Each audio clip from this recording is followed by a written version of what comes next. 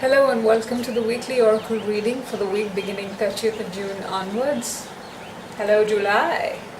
Okay, so we're into the 7th month of the year. We've just crossed the summer solstice. Things are beginning to pick up the pace and we are beginning to see the manifestation of all that we've been putting effort into since first half of the year. Okay, so again, Rome wasn't built in a day, so don't get carried away by that Martian energy pushing you. Okay? Okay, without any further delays, let's see what the cards have in store for us, okay? The first card is Clouds, and it says Shapeshifting. Okay, so this translates into things like adaptability, flexibility, and accommodation. And they're truly reflective of our emotional faculty. And I think this has a lot to do with the new moon in Cancer we had towards the end of last week. And that was a very potent new moon because moon was in its own sign. And Cancer is naturally the fourth sign of the zodiac. It's very deep, it's a water sign, and it has a lot to do with our personal sense of space. You know, things that we wouldn't ideally share with the rest of the world, but with trusted near and dear ones. So I think this is us turning over a new leaf with regard to that definition of space, your personal space.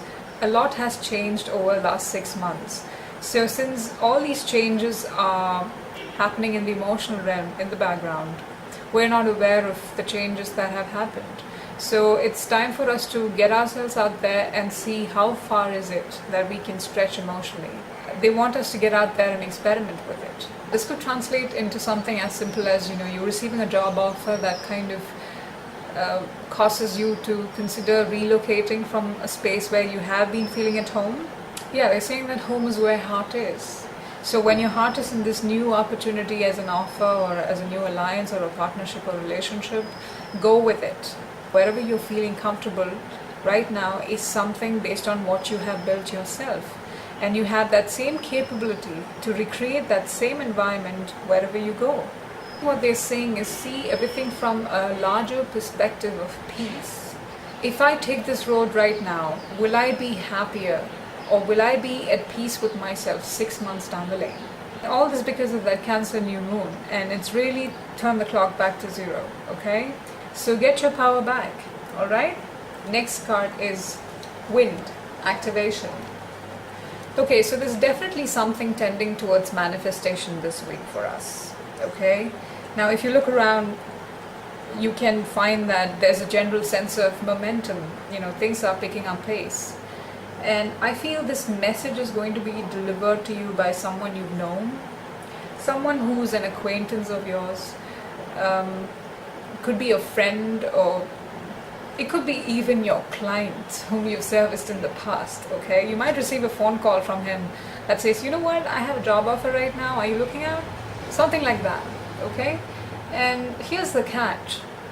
You cannot grab this opportunity and turn it into something more favorable until you get over your emotional hurdle. Now, what is that hurdle? I think you're feeling complacent where you are right now.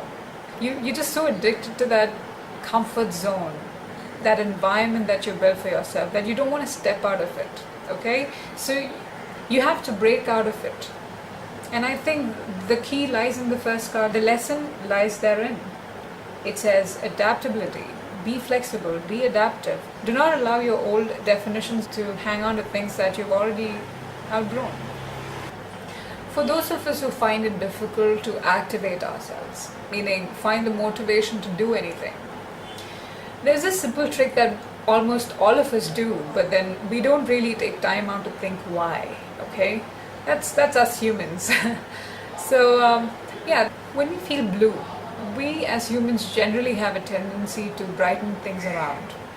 So which is why we do all this spring cleaning, you paint the walls with a bright color, you get rid of stuff that you don't use, you give away some of your stuff, and almost all the time we end up feeling really refreshed, don't we? So you do the same thing now.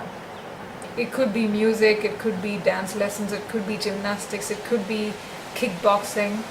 Find out whatever that is that gets your motor up and running, and follow it through, and couple that with this emotional clarity that you're seeking, and and you will definitely have the right thing in front of you.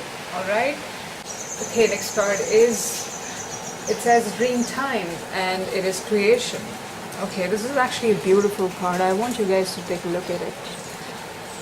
Here's an aborigine who's breathing out his creation into existence, okay? And I think this is going to be you, provided if you do the first two cards rightly.